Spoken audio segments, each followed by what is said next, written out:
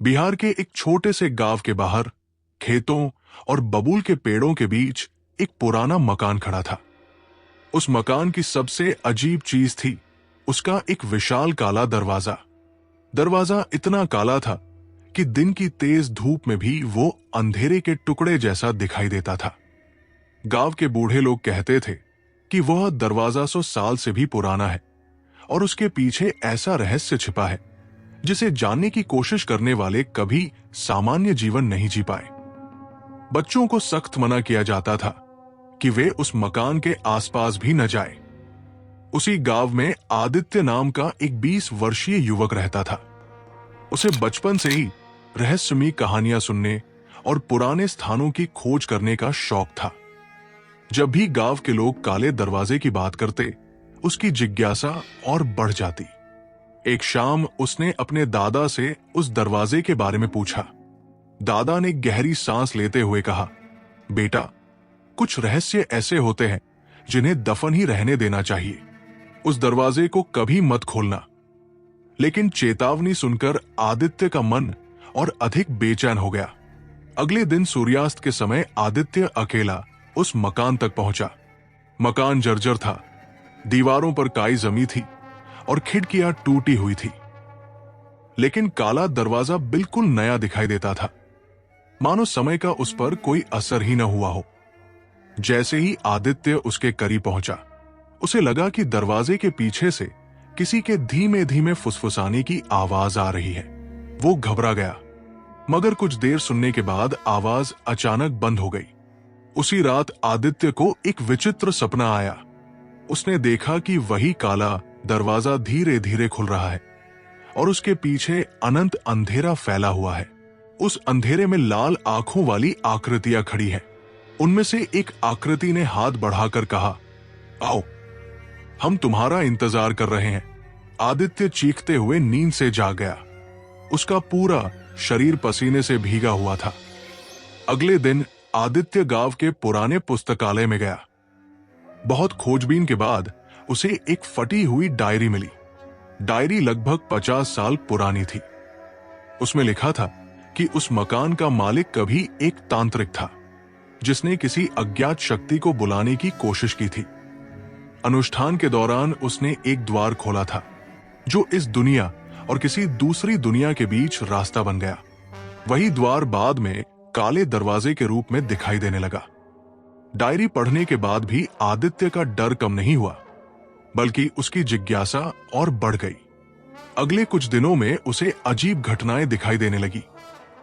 रात में उसके कमरे की खिड़की अपने आप खुल जाती। कभी उसे अपने पीछे किसी के चलने की आहट सुनाई देती। कई बार उसे लगता कि कोई अंधेरे कोने से उसे घूर रहा है, लेकिन जब वो वहां देखता तो कुछ नहीं होता।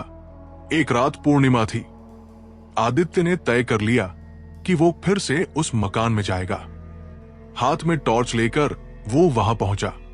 इस बार मकान पहले से भी अधिक डरावना लग रहा था। हवा में अजीब सी सड़ांध थी। जैसे ही वो काले दरवाजे के सामने पहुंचा, उसे स्पष्ट सुनाई दिया, खोल दो। आवाज इतनी धीमी थी कि लगता था मानो किसी ने उसके कान के बिल्कुल पास फुसफुसाया हो। आदित्य ने कांपते हाथों से दरवाजे के हैंडल को छुआ। हैंडल बर्फ जैसा ठंडा था। उसने धीरे धीरे उसे घुमाया। एक भारी चरमराहट के साथ दरवाजा खुल गया, लेकिन उसके पीछे कोई कमरा नहीं था। वहां केवल गहरा अंधकार था। ऐसा अंधकार जिसे देखकर लगता था कि प्रकाश का अस्तित्व ही कभी नहीं रहा। कुछ क्षण बाद आदित्य ने साहस जुटाया और एक कदम अंदर रखा। अचानक उसे लगा जैसे जमीन उसके पैरों के नीचे से गायब हो गई हो। जब उसने आंखें खोली तो वो एक अजीब दुनिया में था। आसमान काला था, पेड़ सूखे और टेढ़े थे और चारों ओर धुंध फैली हुई थी। दूर दूर तक कोई इंसान नहीं दिखाई दे रहा था। तभी धुंध के बीच एक आदमी दिखाई दिया। उसका चेहरा इंसानों जैसा था, लेकिन उसकी आंखें लाल अंगारों की तरह चमक रही थी। उसने मुस्कुराकर कहा, आखिर तुम आ ही गए। आदित्य ने घबराकर पूछा, तुम कौन हो? वो आदमी बोला, मैं इस द्वार का रक्षक हूं। और अब तुम भी इस दुनिया का हिस्सा बनने वाले हो। रक्षक ने बताया कि वर्षों पहले तांत्रिक ने इस दुनिया का द्वार खोलकर यहां की शक्तियों को मुक्त करने की कोशिश की थी, लेकिन वो असफल रहा। तब से ये दरवाजा ऐसे लोगों को आकर्षित करता है जिनके भीतर अत्यधिक जिज्ञासा होती है। हर बार कोई नया व्यक्ति आता है और इस दुनिया की शक्ति को बढ़ाता है। ये सुनकर आदित्य के होश उड़ गए। वो तुरंत वापस भागा, लेकिन जिस रास्ते से वो आया था वहां अब केवल धुंध थी। काला दरवाजा गायब हो चुका था। उसके दिल की धड़कन तेज हो गई। उसे एहसास हुआ कि वो एक जाल में फंस चुका है। अचानक जमीन से काली परछाइयां निकलने लगी। वे धीरे धीरे आदित्य की ओर बढ़ने लगी। उनकी आंखें चमक रही थी और उनके मुंह से अजीब आवाजें निकल रही थी। आदित्य पूरी ताकत से भागने लगा, लेकिन परछाइयां उसका पीछा नहीं छोड़ रही थी। भागते भागते उसे दूर एक नीली रोशनी दिखाई दी। वो उसी दिशा में दौड़ा। वहां एक पुराना पत्थर का स्तंभ था जिस पर अजीब चिन्ह बने हुए थे। जैसे ही उसने स्तंभ को छुआ, उसके सामने अचानक काला दरवाजा फिर से प्रकट हो गया, लेकिन परछाइयां अब बहुत करीब पहुंच चुकी थी। आदित्य समझ गया कि उसके पास बहुत कम समय है। उसने पूरी ताकत से दरवाजे की ओर छलांग लगाई। उसी क्षण परछाइयों ने उसे पकड़ने की कोशिश की, लेकिन वो दरवाजे के अंदर गिर पड़ा। अगले ही पल वो फिर उसी पुराने मकान में था। उसने तुरंत दरवाजा बंद कर दिया। बाहर सब कुछ शांत हो गया। आदित्य ने राहत की सांस ली और घर लौट आया। उसने किसी को भी उस घटना के बारे में नहीं बताया, लेकिन कुछ दिनों बाद उसने एक भयानक बात नोटिस की। हर रात ठीक 12 बजे उसके कमरे की दीवार पर एक काला दरवाजा उभर आता था। वो कुछ मिनटों तक दिखाई देता और फिर गायब हो जाता। एक रात उस दरवाजे के पीछे से वही आवाज आई, तुम वापस आओगे। क्योंकि एक बार जो अंदर चला जाता है वो कभी पूरी तरह लौट नहीं पाता। उस रात के बाद आदित्य कहीं दिखाई नहीं दिया।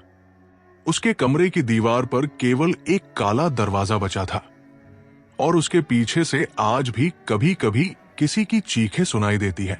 आदित्य के गायब होने के बाद उसका कमरा हमेशा के लिए बंद कर दिया गया। उसके परिवार ने कई बार दरवाजा खोलने की कोशिश की, लेकिन हर बार भीतर से अजीब आवाजें सुनाई देती। कभी किसी के रोने की, कभी किसी के दौड़ने की, तो कभी आदित्य की ही आवाज जैसी पुकार, मुझे यहां से निकालो। धीरे धीरे पूरे गांव में यह खबर फैल गई। लोग दिन में भी उस कमरे के पास जाने से डरने लगे। लेकिन सबसे डरावनी बात यह थी कि रात के 12 बजे कमरे की दीवार पर उभरने वाला काला दरवाजा अब पहले से बड़ा दिखाई देने लगा था, मानो वो किसी चीज का इंतजार कर रहा हो। एक वर्ष बाद गांव के एक शिक्षक राघव ने इस रहस्य को सुलझाने का फैसला किया। वो पढ़े लिखे और निडर व्यक्ति माने जाते थे। एक रात उन्होंने कमरे में छिपकर निगरानी करने का निर्णय लिया। जैसे ही घड़ी ने 12 बजाए, दीवार पर काला दरवाजा उभर आया। उसके चारों ओर काली धुंध घूमने लगी। तभी दरवाजा धीरे धीरे खुला और भीतर से आदित्य दिखाई दिया, लेकिन वो पहले जैसा नहीं था।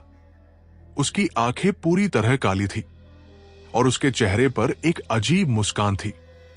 उसने राघव की ओर देखकर कहा, मैं अकेला नहीं हूं। वे सब अब बाहर आना चाहते हैं।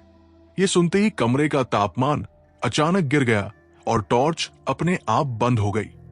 जब अगले दिन लोग कमरे में पहुंचे तो राघव वहां नहीं थे। केवल उनकी टूटी हुई ऐनक फर्श पर पड़ी थी। आज भी गांव के बुजुर्ग दावा करते हैं कि अमावस्या की रात उस पुराने मकान के आसपास अजीब फुसफुसाहटें सुनाई देती है। कई लोगों ने दूर से उस काले दरवाजे को अपने आप खुलते और बंद होते देखा है। कुछ का कहना है कि दरवाजे के भीतर अनगिनत परछाइयां खड़ी रहती है, जो किसी नए व्यक्ति का इंतजार कर रही होती है।